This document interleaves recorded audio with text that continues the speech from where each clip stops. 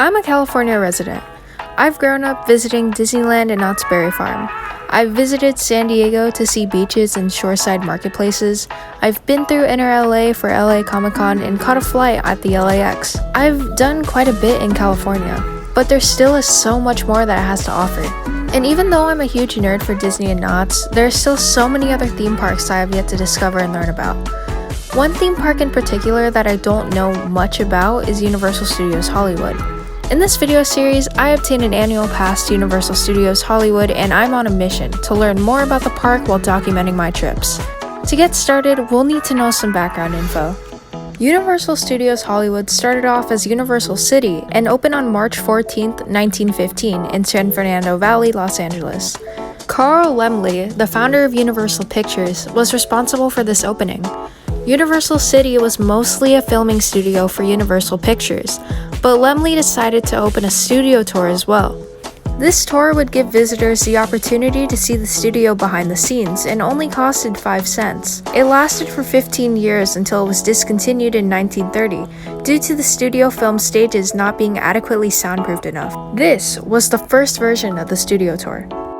In 1935, Laemmle was unfortunately faced with some financial setbacks, so he had to sell the rights to Universal. Even without his company, he still had lots of money left and felt like he had to complete one last mission.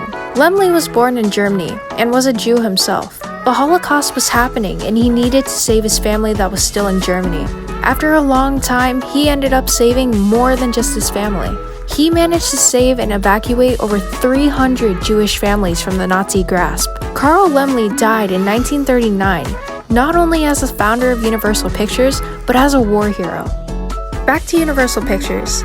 Around the 1960s, the Music Corporation of America took over Universal, and then later made a deal with NBC.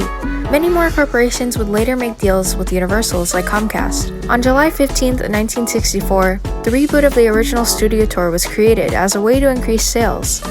This sparked the beginning of the modern studio tour and theme park we know today. Many more attractions and shows later started to appear, and many of those attractions and shows were replaced by new ones. Like all theme parks, Universal is divided into 2 areas, and those areas are comprised of many themed lands. These 2 areas are the upper lot and the lower lot. The upper lot is the larger area compared to the lower lot and contains Universal Boulevard, Production Plaza, Streets of the World, Springfield, USA, Studio Tour Plaza, and the Wizarding World of Harry Potter.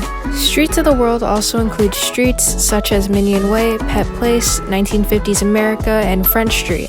Pet Place, a recent addition to the Streets of the World, contains the new Secret Life of Pets off-the-leash attraction.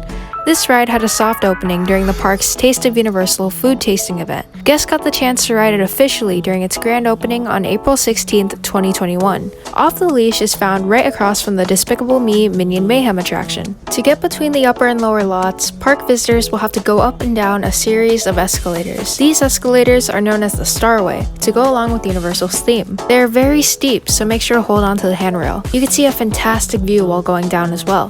Once guests have made their way down the Starway, they will find themselves at the lower lot. The lower lot is home to 3 different thrill rides in one themed area. This themed area is based after Jurassic World and is home to the Jurassic World The Ride. This attraction is a makeover of the Jurassic Park water ride.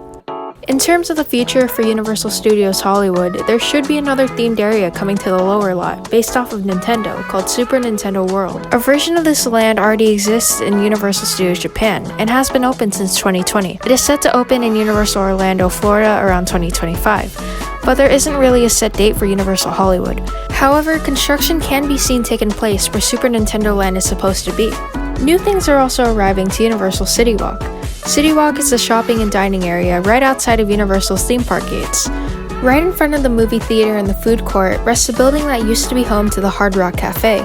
It is now under construction to turn into the Toothsome Chocolate Emporium. This restaurant can currently be found in Universal Orlando City Walk.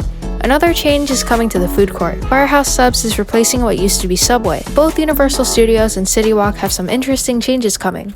And that is some information on Universal Studios Hollywood's general past, present, and future of how it became to be. There have been many ups and downs in its history, but it's all led up to today. This concludes the first video of this analysis series. I definitely learned more about this park and I hope you did too. Let's go create more chaos.